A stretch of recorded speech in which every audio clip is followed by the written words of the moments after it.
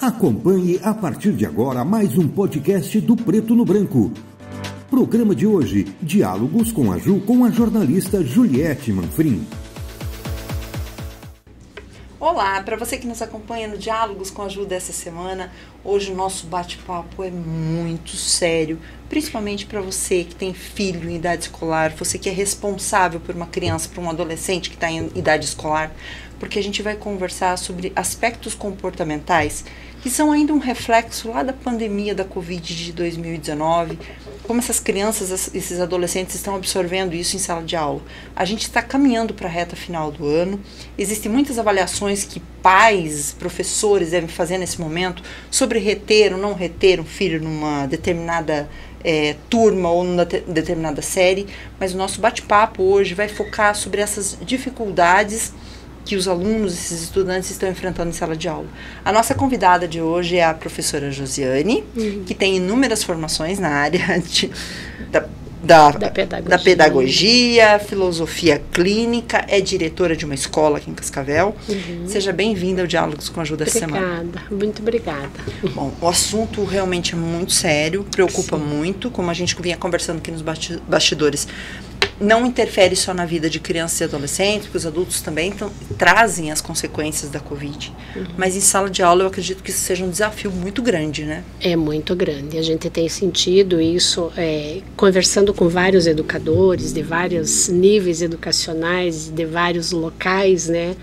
Eu tenho contato com pessoas do Brasil todo e esse é um comportamento que tem preocupado mesmo, de modo geral, em todas as escolas se apresenta, né? Essa que a gente está chamando de uma sequela da pandemia, né? Porque nós temos as crianças que estão na educação infantil, crianças de 4, 5 anos, que foram as crianças que nasceram no período da pandemia e tiveram, de fato, um atraso, principalmente na questão da socialização, né? Porque crianças que ficaram trancadas em casa, só com a família, né? Não tiveram essa oportunidade de um convívio social mais amplo e que apresentam, em muitos casos, uma dificuldade no relacionamento interpessoal, na convivência com as outras crianças, que já é um pouco normal, né?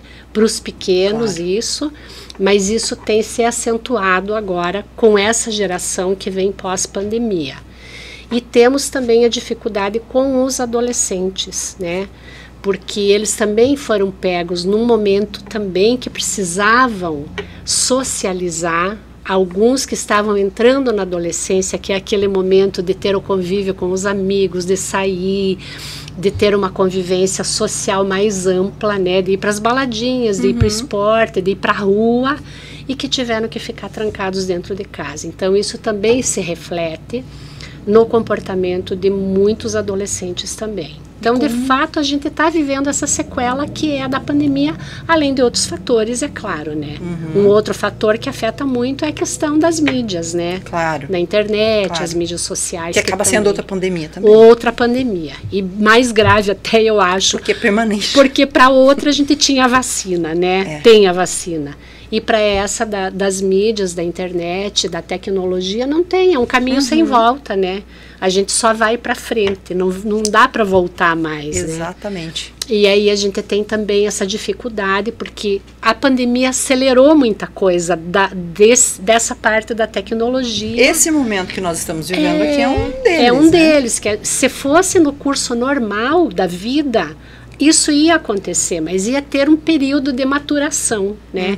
10 anos, 15 anos, a gente teria atingido isso também, que a pandemia acelerou. Né? Foi um atropelo. Quanta gente teve que se adaptar a isso que a gente está fazendo, né?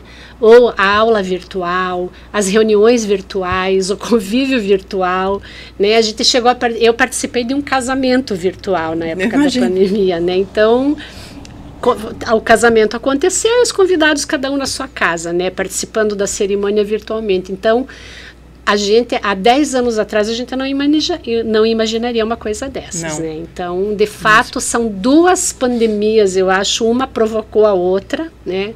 Mas a gente tem essa questão da tecnologia também que causa muita dificuldade também. E como lidar com isso em sala de aula? Porque é um desafio. É um desafio muito grande. Cotidiano, né? Cotidiano. A gente, assim, digamos que, eu não sei se seria uma briga, mas é um desafio mesmo, né? Que a escola... eu tenho lido muita coisa com relação a isso e alguns especialistas dizem que, de fato, né, a tecnologia veio para ficar, mas que já está acontecendo uma reversão, né?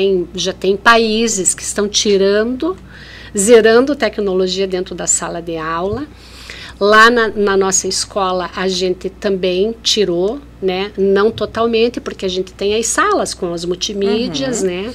Mas o acesso ao celular, o uso do celular pela criança não é permitido, né? Eles ficam sem o celular, né? Só em momentos que os professores querem fazer uma pesquisa, alguma coisa que vai ser usado para fim didático, a gente dá o celular, as crianças usam e depois a gente recolhe de novo, né? Então tem sido a nossa prática desde o início do ano. Trouxe excelentes resultados, principalmente no Fundamental 2, que é os pré-adolescentes, na questão da convivência, isso foi muito bom, até mesmo na questão da aprendizagem, da disciplina de estudo, da atenção à aula, ao professor, às tarefas, às atividades de sala de aula. Mas uma coisa que alguns especialistas dizem isso, né? Há uma reversão dentro da sala de aula, mas a escola também precisa se repensar. Então, cabe também um momento de reflexão para o nosso sistema educacional, né? Claro. Como que nós podemos também, enquanto escola, enquanto educadores, atingir essa população, essa geração que está vindo para a escola tão diferente? Porque é uma geração que está vindo muito diferente, assim. Uma geração que já nasce com todo o acesso à tecnologia, que é muito diferente da minha, por exemplo. Da nossa, né? Porque a gente vem de um mundo diferente. Um mundo completamente diferente, né? Então, a gente, de fato, é um desafio para nós nos adaptarmos a esses novos tempos, a essa nova geração. O sistema educacional, ele é um pouco moroso nesse sentido, né? Nas mudanças. A pandemia acelerou algumas coisas, mas a gente ainda tem alguns vícios do passado, né, que a gente precisa ir se adaptando, se modernizando em algumas coisas. E é um desafio constante, assim, porque até mesmo o diálogo com as novas gerações em alguns momentos se torna difícil, né? Claro. Porque eles têm acesso a coisas que às vezes não deveriam ter, né? O acesso ao conhecimento, à informação é importante, mas a gente precisa de um filtro. Claro. Né? E o filtro muitas vezes não vem de lugar nenhum. Então eles estão entrando. Um professor meu de tecnologias, há anos atrás, ele disse, né, quando começou a internet, ele disse na sala de aula assim: vocês têm que entender que a internet é um mundo onde não há fronteiras. É como se você estivesse numa praça pública onde não tem parede, não tem porta, não tem nada. Então, todo mundo tem acesso a tudo que está acontecendo. Não há limite ali, não há divisória. Então, é um mundo aberto. Isso é a internet, né? Então, o que você faz ali é o conceito da eternidade. O que você faz ali fica para sempre e todo mundo pode ter acesso ao que está sendo feito na internet, né? Então, a gente precisa de filtro. Quem que vai estabelecer os limites? Quem é que vai colocar paredes e portas nesse mundo, né? Há pouco tempo houve uma discussão muito grande sobre a regulação, né, das mídias, da internet e tudo. Eu concordo com a regulação. Eu acho que nós precisamos ter regulação. Sem dúvida. Precisamos não é uma terra sem lei. Não é terra sem lei, né? Nós temos aqui regulação no mundo real. Temos um sistema jurídico, temos leis de trânsito, tudo, dentro de casa eu não posso fazer o que eu quero. Exatamente. Por que na internet tem que ter? Nós temos que regular a internet, né? Exatamente. Mas enquanto não vem a regulação das instâncias que devem fazer, nós, cidadãos comuns aqui, temos que ir administrando isso dentro de casa, com os filhos, na escola, com os educandos. E a gente tem tentado fazer essa mediação, assim, mostrando para eles, né, as coisas que não estão fazendo bem, que estão prejudicando. Mas e a aceitação? Porque, como qualquer outro vício, se eu tiro um celular da mão de um adolescente, de um pré-adolescente, que leva esse celular para a sala de aula, e esse celular fica lá retido na direção, na coordenação até o fim do ano, eu estou privando essa pessoa daquele vício.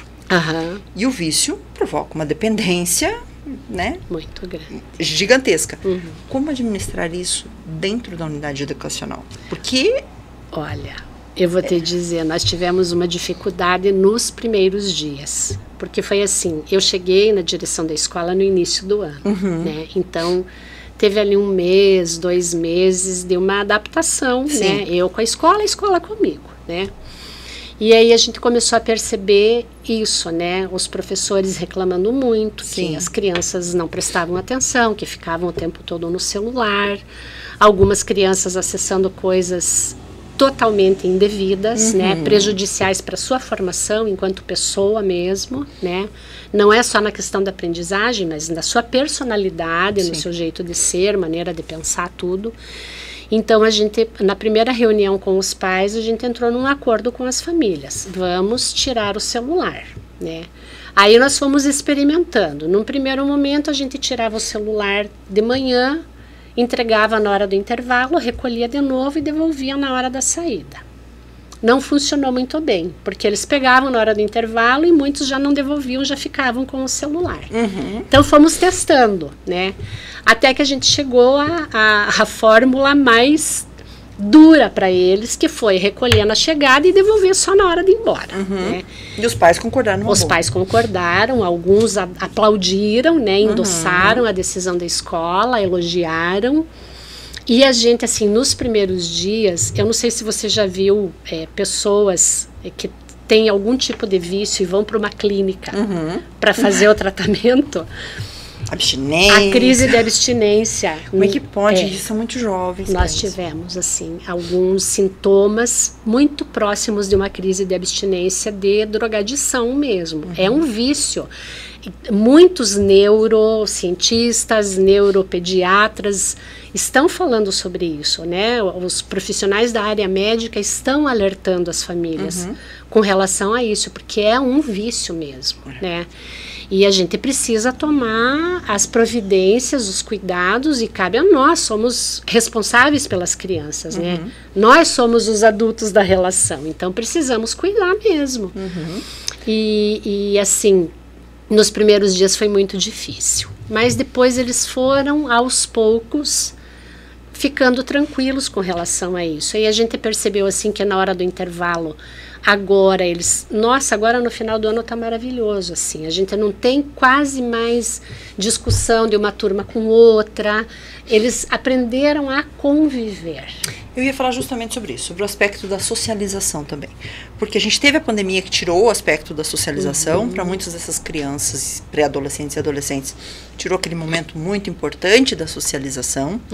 Por outro lado, a gente tem hoje um mundo virtual, que a gente tem um mundo nas nossas mãos, o contato com o mundo. Por outro lado, a gente não tem contato com ninguém, porque a gente deixa de ter a relação interpessoal. Isso está transformando as crianças e adolescentes em pessoas muito... Eu não vou nem dizer que são pouco sociáveis, mas que elas têm dificuldade de sociabilização. Como lidar com isso diante desse cenário? Você está tirando a esse acesso à tecnologia durante a aula, e vem crianças, talvez, com uma ansiedade da pandemia, dificuldade de relacionamento, e como administrar tudo isso no ambiente escolar. E garantir a aprendizagem ainda. A gente tem tentado, assim, com muito diálogo com as crianças, tentado mostrar para eles, né, todo o prejuízo que o mundo virtual pode trazer, né. Alguns, assim, até mesmo físico, né? Porque fica com o celular aqui em cima. Eu, às vezes, tenho um menino lá que tá sempre assim. Aí eu vou lá e digo, a 1 metro de distância, porque senão você vai prejudicar a tua vista, né? Tua visão. Aí eu usava fone. Aí eu dizia, você vai ter problema de surdez, porque a gente já sabe tudo, né? Organicamente, um volume alto que prejudica na audição. Então, hoje ele já não usa fone mais... o celular muito próximo ainda, né? Provavelmente já deve estar com algum probleminha ali de visão. Né? Fica um alerta, inclusive, para os pais. Isso. Né? E assim, é com muito diálogo. Tem que ter o diálogo e tem que ter a boa convivência, né? O acolhimento. Quando eles estão estressados, a gente tem que conversar, a gente tem que acolher, a gente tem que ouvir, né? Eu brinco sempre quando eu trabalho com professores, né, em palestra, em formação. Quem trabalha com adolescente, a principal característica tem que ser o bom humor. Você tem que ter bom humor para trabalhar com adolescente, porque senão você está perdido, né? Você perde qualquer possibilidade de vínculo com eles. Então, muita afetividade, né? Olhar para cada um, que é o que nós temos, né, dentro da nossa proposta pedagógica, um dos nossos pilares é a singularidade, né? Até pela minha formação em filosofia clínica, que olha muito para o ser singular, no jeito único de ser, de existir. Então, a gente tem procurado trabalhar isso, né? Tanto com o corpo docente, com os funcionários da escola, para olhar para cada um na sua singularidade e acolher essa criança, esse adolescente nas dificuldades e nas facilidades que ele tem de convivência, né? Então, e somado a tudo isso, a gente ainda tem hoje mais facilidade de ter acesso a diagnósticos de transtornos, do espectro autista, TDAH, dislexia, né? Enfim, uma infinidade de diagnósticos que hoje, a minha filha, por exemplo, tem TPAC, que é o transtorno do processamento auditivo central, que talvez há 10, 15, 20 anos a gente jamais tivesse diagnosticado, porque existe uma sensibilidade e exames muito específicos para serem diagnosticados. Além de tudo isso, vocês precisam lidar com todas essas situações em sala de aula, somado ainda a questão da ansiedade, que está cada vez mais presente entre adolescentes. Então, a escola não é um ambiente só de ensino e aprendizagem. Não. Também é um ambiente de controle e de apaziguamento das emoções e dos processos de aprendizagem, né? Como que trazer isso nesse processo de humanização para a sala de aula?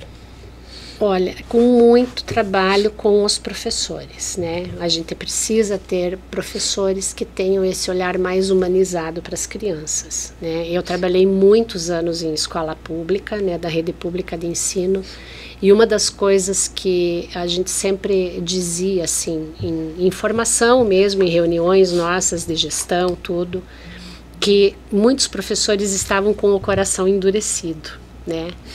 Não por culpa deles, é por culpa de todo um sistema que leva a um secamento da motivação até de trabalho, né, dos professores. Hoje faz muito tempo que eu estou afastada da rede pública de ensino, estou na área privada já faz bastante tempo.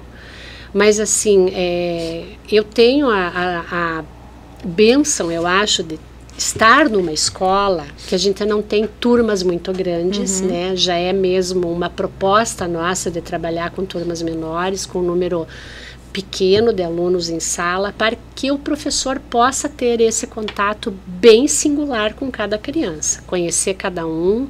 A gente tem lá na escola, a gente conhece as famílias, conhece as crianças, sabe o nome de todo mundo, então não é uma coisa massificada. Que é numa escola maior, não que isso não possa existir, pode existir. Eu trabalhei em escolas grandes também, que cada tinha também tudo isso, né? Mas uma escola pública, esse olhar, ele é muito mais difícil. É mais Você difícil. está com uma turma, às vezes, com 40, 45 alunos, como é que você faz isso? É muito difícil. Eu vou dizer para você, já antes da pandemia, que foi o tempo que eu trabalhei, né, é muito difícil mesmo. Já era difícil antes, agora, então, eu nem imagino como que esteja a situação. E não é culpa nenhuma do educador? Não, de forma alguma. É o próprio sistema, né? É a própria sociedade que leva a isso, né? Então, eu participei de uma pesquisa há uns 20 anos atrás, mais ou menos, que a gente pesquisou os efeitos da globalização na sala de aula. E aqui a gente entra numa discussão de modelo socioeconômico e uma série de coisas, né? E que, de fato, todas as mazelas sociais acabam estourando na sala de aula. Exato. É na escola que aparece. É na escola que aparece a crise familiar, é na escola que aparece a crise econômica, é na escola que aparece a crise mental. Então, assim, a gente tem que apaziguar essas questões. Nós temos que ter muita serenidade em alguns momentos dentro do espaço escolar. Desafiador, né? É desafiador, é bem desafiador e está ficando cada vez mais. Pois né? é, exatamente. Conforme a gente evolui, a gente também, a gente traz alguns ranços e alguns problemas que também são novos, que precisam ser resolvidos, né? Sim. Professora, a gente está caminhando para a nossa reta final, mas eu não gostaria de terminar o programa sem a gente abordar. A gente está um mês mais ou menos de aulas ainda. Uhum. Existe uma discussão que deve permear muitos seios familiares nesse momento, o de reter a criança ou adolescente numa determinada turma. Olha, né, ele não evoluiu no aprendizado como poderia, deve ficar, não deve. Que tipo de conselho vocês dão na escola quando são procurados pelos pais sobre isso? Olha, a gente não tem muita dificuldade nesse sentido, porque como a gente faz um acompanhamento full time, né, das crianças, da aprendizagem, por ter turmas menores, por ter toda essa questão do tratamento singular, sim, a gente já vai focando ali na hora que surge a dificuldade, então a gente já tenta trazer a superação da dificuldade, né? Muito diálogo com a família, uma parceria às vezes, uma sugestão de uma aula particular, de um reforço fora da escola, ou mesmo na escola. Então, assim, a gente pontualmente a gente consegue resolver, mas de modo geral, né, vamos falar, olhando para a sociedade como um todo, todos vão assistir a gente, né? A questão da avaliação escolar é uma questão muito polêmica, sabe? Nessa mesma pesquisa que eu falei agora há pouco da globalização, um dos temas da pesquisa era a avaliação escolar. E a gente trabalhou com um grupo focal. E no dia que nós fomos abordar a questão da avaliação escolar, eu fui muito empolgada. Falei, nossa, hoje vai bombar, né? Vamos ter fala de tudo que é lado. Então, preparem mais gravadores, que na época ainda era gravador, né? Sim. Tinha que comprar fitinha, tudo. Eu disse, vou levar mais fita, porque eu acho que a coisa vai pipocar. Menina, eu tomei a maior surpresa da minha vida. O travamento dos professores para abordar a questão da avaliação. Eu imagino. Uma trava, assim, eles não conseguiam expressar. E assim, porque é polêmico, né? A avaliação, ela tem um aspecto que, para o bom educador, a avaliação tem que ser um diagnóstico, né? Eu tenho que diagnosticar como que a criança está, né? Para partir do que eu diagnostiquei, eu trabalhar em cima da dificuldade que ela tem, para ela superar essa dificuldade que tem, né? E não reforçar. O que normalmente acontece? Pela carga, por isso que eu falo do sistema educacional que precisa ser repensado. Às vezes a gente tem uma carga tão grande de conteúdos para trabalhar, por causa da grade curricular e tudo, e eu tenho que vencer o conteúdo. Geralmente o que acontece? O professor trabalha o conteúdo por um período, faz uma avaliação, que nem é diagnóstica, geralmente é uma avaliação para definir ok ou não ok. Ou não ok, ok também, né? Eu vou dar aquela nota que não atingiu e vou seguir os conteúdos, né? Eu não paro aqui para retomar, para recuperar isso, para daí seguir. De modo geral, vai seguindo, porque eu tenho prazo. Eu tenho que cumprir tudo isso. Para lá no final, eu chegar no final do ano e dizer, eu dei conta de todo o conteúdo. Mas o preço disso, muitas vezes, não se mede, né? Então, também assisti um filme uma vez, que eu não lembro o nome, que aqui a gente não tem essa cultura no Brasil, mas nos Estados Unidos tem a cultura do curso de férias, né? Então, quando tem o período de férias escolares, tem um programa, e nós tivemos aqui no Brasil 1 ou 2 anos, que era o programa de recuperação, eu não lembro, de aceleração, de ajuste, de idade séria. Programa de adequação idade séria, que foi lá pelo ano, perto dos anos 2000 lá. Nesse filme abordava isso, né? Os adolescentes que não tinham atingido a aprendizagem, que estavam lá quase zero, foram fazer um programa de férias, né, de recuperação de conteúdos. E o professor trabalhou com uma turma muito difícil, assim, de mesmo dificuldade de relacionamento, de inserção social e uma série de coisas, né. E ele trabalhou durante o período que ele tinha que trabalhar e no final ele fez a avaliação. Então ele teve assim, daí chamou os pais para entregar a avaliação. Aí tinha assim, alunos que tinham tirado nota 3, alunos que tinham tirado nota 2, alunos que tinham tirado nota 5. E os pais, à medida que ele foi falando, né, a avaliação de cada um, os pais iam murchando e dizendo, meu Deus, não adiantou nada. Né?